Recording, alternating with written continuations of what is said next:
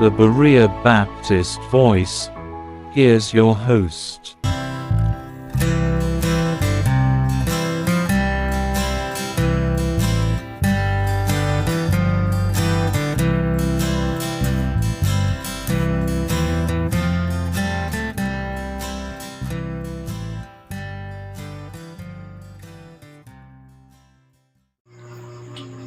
Nganong nagatuo kita about naning scriptures alone ug dili aning pagpanudlo sa usa ka pare nga church is the final authority in faith and practice.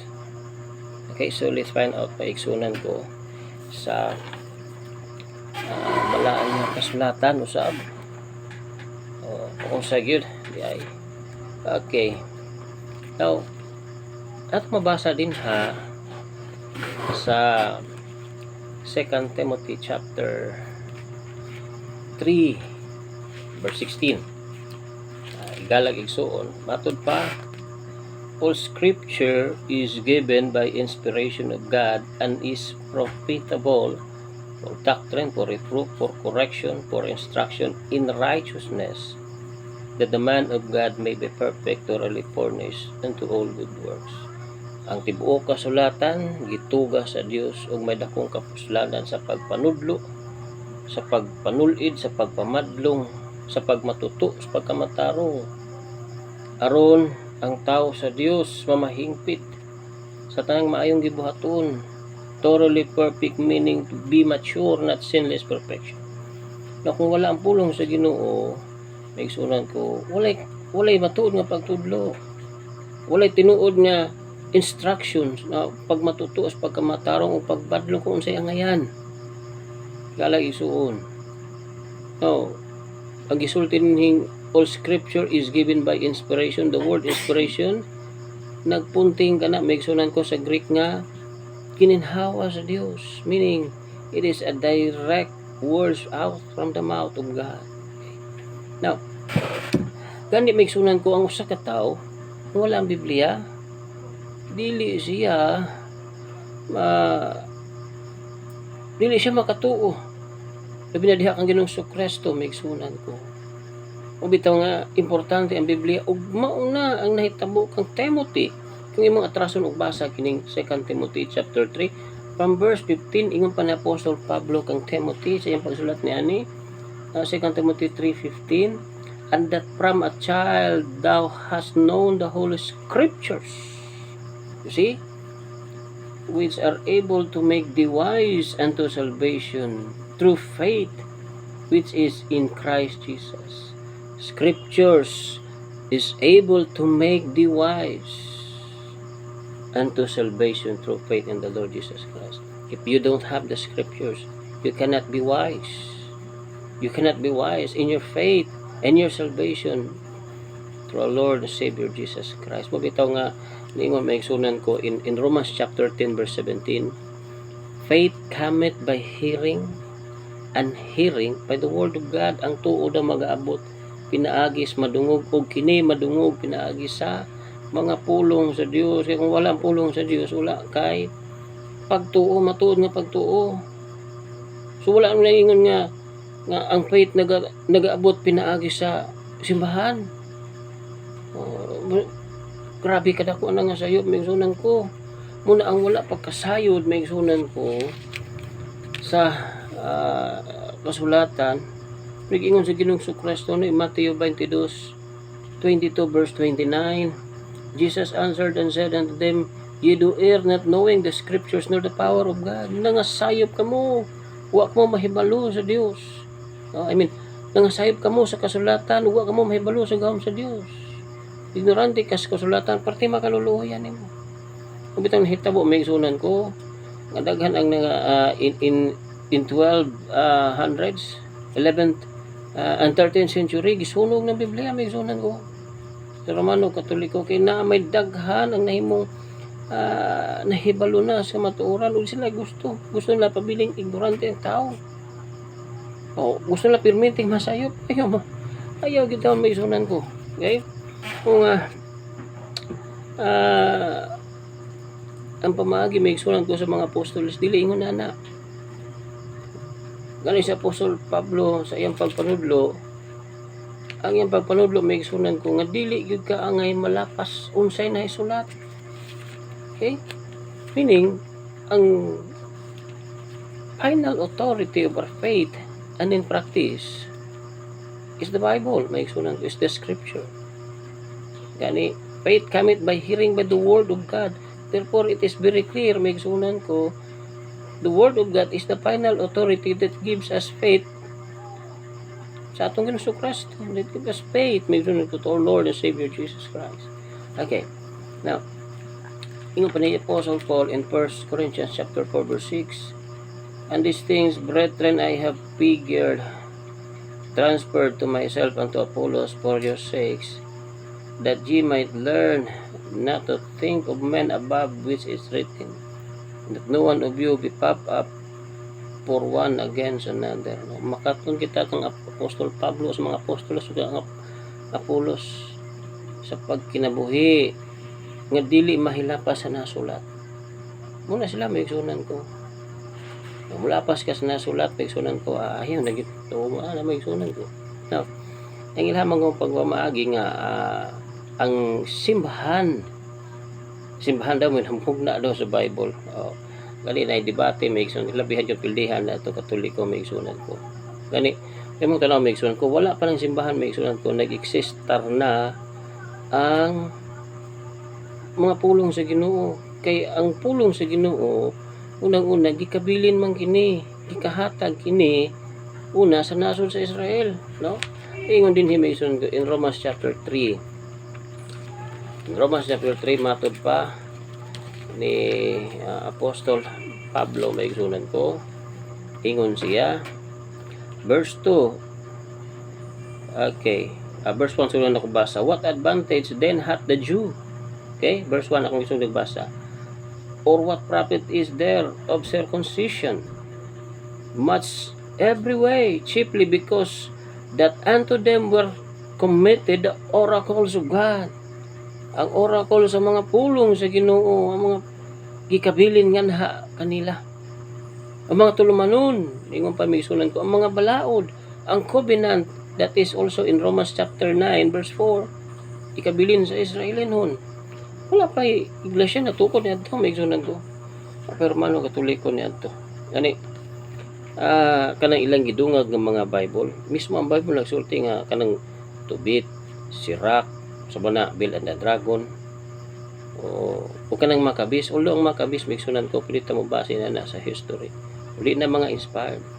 Kaya kung mismo ang Biblia imong pasultihon, nga atong Bible, nganong atong Bible, may igsunan ko nagsulti nga walay dili na inspired, way appeal na ilang mga Bible, ilang mga sinulat nga gibuhat-buhat may igsunan ko. Now naay tagain niyo kumpara kini in Malakay chapter 4 may igsunan ko, naay panagna dinhi sa panglas nga libro, I mean the book sa propeta inspired sa Ginoo. Ingon pa dinhi Malakay chapter 4 verse 5 to 6. Ingon pa dinhi, behold, I will send you Elijah the prophet before the coming great day, the great and dreadful day of the Lord. And he shall turn the heart of the fathers to the children, and the heart of the children to their fathers, lest I come and smite the earth with a curse. Okay, asang katubagan na nga naada maabot ang panahon nga ipadala niya si Elijah nga propeta sa dili pa ang makahadlok nga adlaw sa Ginoo. Okay, asang katumanan ni ana may igsunan ko nga in the spirit of Elijah. Okay, na tanaw na to ha, ang gipanulti din ha, ikumpara in Matthew chapter 11 na igsunan ko.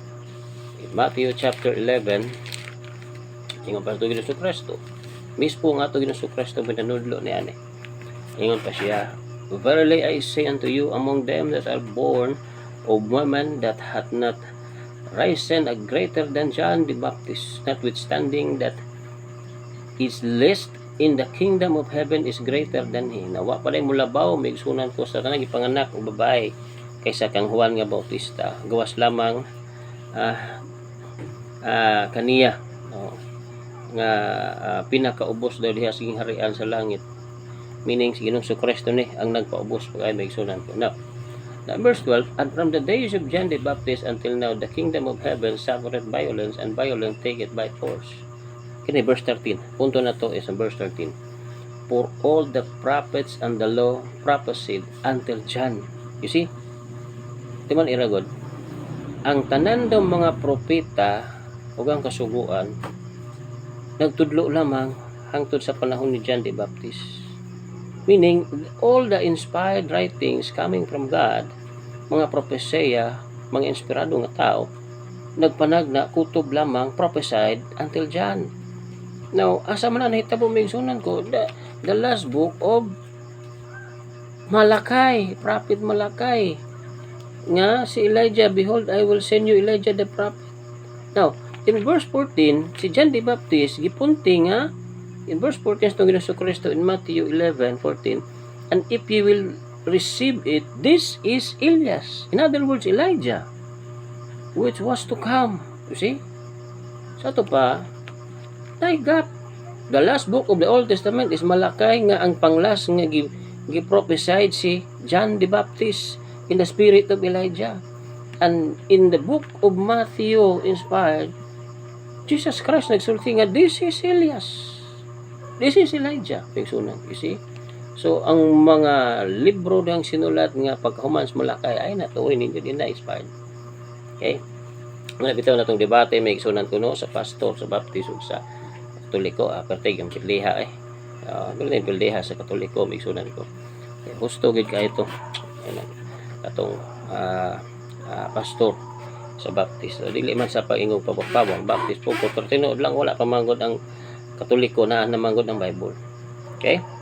Now, igsunan ko, usab may igsunan ko nga makaingon kita nga the final authority is the scripture. May tag scripture alone yaning atong pag-alagad na in faith and in practices may igsunan ko. Because it is the words of God may igsunan ko, maoy mo hinlo pagani sa church. Mo pala mo hinlo sa iglesia sa atong Ginoong Kristo aron ikatanyag niya kini inigbalik niya nga walay buling. So, asa man nato na mabasa may igsunan ko. Okay. Naon ako din sa isa ka Bible nga naapoy binisaya. Okay. In Ephesians chapter 5. Matod pa din may igsunan ko Ephesians chapter 5 verse 26 to 27. Ingon pa din ni that he might sanctify and cleanse it with the washing of the water by the word of God. Aron iyang balaanon siya og mahinluan niya siya pinaagis paghugas kaniya pinaagi tubig uban sa pulong. Meaning sabot rin may igsunan ko with the washing by of the water by the word gipak kas symbolic may igsunan ko like water may igsunan ko ang pulong sa Ginoo nga gihugas sa iyang church. That is in verse 27, that he might present it to himself a glorious church, not having spot or wrinkle nor any such thing, but that it should be holy and without blemish. Aron ikapresenter niya inigbalik na iyang church na walay buling tungod sa mga pulong sa Ginoo, diba? In fact, ang pulong sa Ginoo may mo hindo sa church. Unya himuon nimo ang church milabaw pulong sa Ginoo. Ang pulong sa Ginoo migsunan ko kini siya mulungtad hangtod sa dayon. No? Manag-ingon na ni Pedro sa 1 Peter chapter 1 verse 25. Sige ingon ni Pedro migsunan ko, but the word of the Lord endureth forever. This is the word which by this gospel is preached unto you. No? So, at the end gani of times, bisan pa sa judgment day, may igsunan ko. Yes, ablihan dito ang libros kinabuhi. Pero ingon dito in Revelations 20 verse 12, daghang mga libro ang pag-abrihan dito. And, I believe na ang Bible dito. Yes. Yung tanaw Revelations 20 verse 12, abrihan usab ang Biblia dito, may igsunan ko during the judgment day. Nga no, may igsunan ko. Because the word of the Lord endureth forever. Nagpabilin nagalungtad kini may igsunan ko gani nagipangsulti atong Ginoong Kristo during the judgment day also. Okay? So ikumpara kini no in Revelations 20 verse 12, ikumpara sa gingon sa atong Ginoo in John chapter 12 verse 48. Okay, John chapter 12 verse 48 mga higala igsoon. Now, sige niya din ha. Okay. Ato makita din ni maigsunan ko. Ingon pa din he that rejected me receive not my words. Hath one that judged him.